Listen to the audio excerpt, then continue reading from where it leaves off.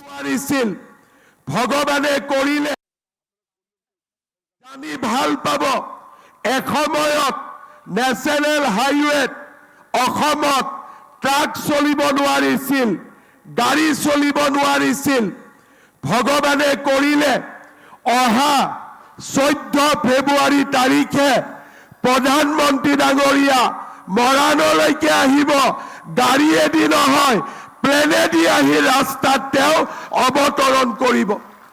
মৰাণৰ ৰাস্তাত সেইদিনাখন ৰাফেল নামিব, সুখয় নামিব, বিমান বাহিনীৰ বিমান নামিব আৰু ভাৰতৰ ভিতৰতে ৰাস্তাৰ ওপৰত প্লেন নমা আমি অসম এখন অগ্ৰণী ৰাজ্যলৈ ৰূপান্তৰ হ'ম।